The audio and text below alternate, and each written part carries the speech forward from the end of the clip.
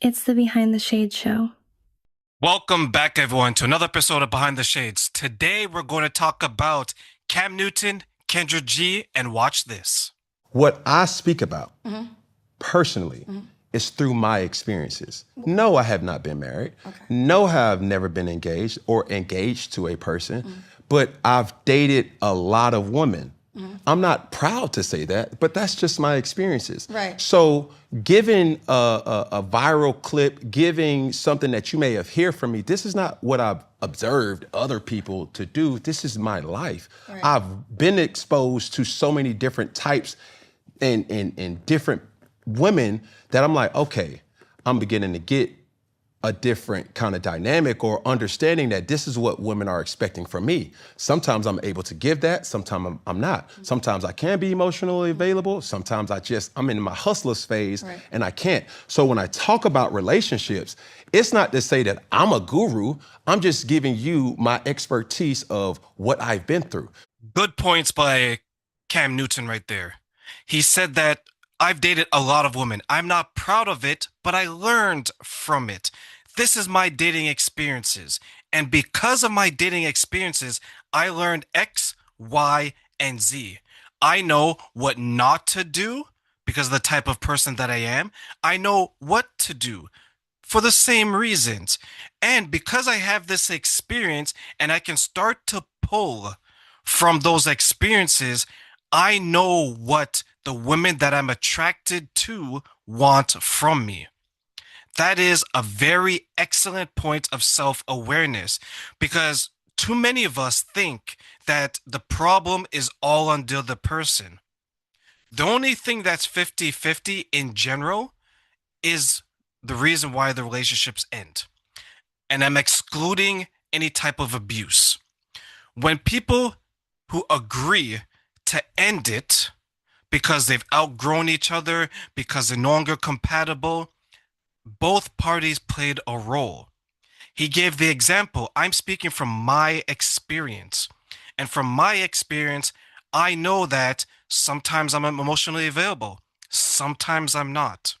Sometimes I need you to have me be heart-centered. Sometimes I'm head-centered. These are all things that we have to understand about ourselves because when someone enters our frame, they're going to maybe trigger things that are positive, that are negative, and everything in between. And it's our responsibility to understand how we're going to navigate that. So who do you think is capable of having this conversation? If I'm taking relationship advice, I want it, me personally, Yes. I prefer it to come from somebody who's been in a relationship or I've been in a relationship. I'm not in one right now. So you have to be current in a relationship. I mean, I would want somebody, if I have expectations to be, let's say, married.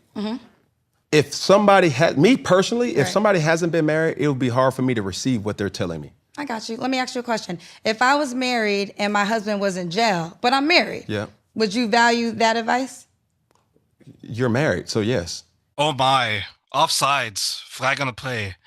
Cam, I was on your side. I was on your side until you said that. If you have two people, let's rewind.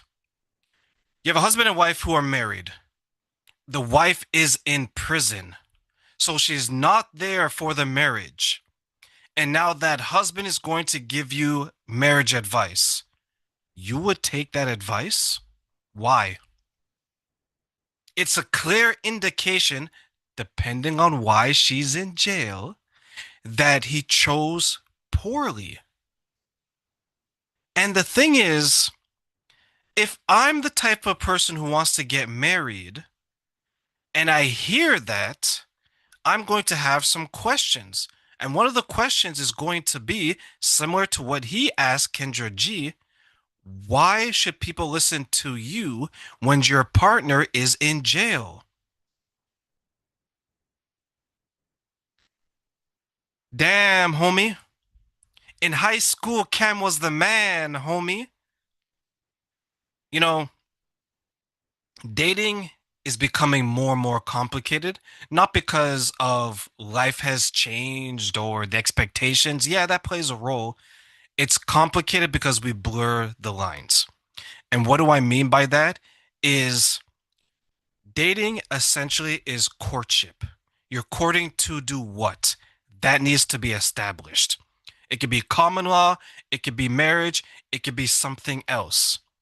But that has to be set, because once that is set and that is the outcome, then the parameters will fall in line. You can date and it leads nowhere with someone. That is fine. Take that experience, download the information, reframe, and move forward. If you get stuck in titles, meaning that I'm only going to take advice from someone who is married, regardless of where their partner is, then how do you know? How can you listen to that person where they're not even navigating the marriage in a healthy way? They're not living with the person. They're not identifying behaviors that may come up because they're not physically together. There isn't the emotional safety between the two people because there's not only physical distance, there's emotional and mental distance. You want to look at healthy people in healthy relationships and surround yourself and act as a sponge. Soak up all the dynamics, soak up the interactions, soak up the conversations. That is how we learn to date with success. Don't get caught up on titles, ladies and gentlemen, because so many people who have the title that you think comes with wisdom, even they are struggling in their relationships.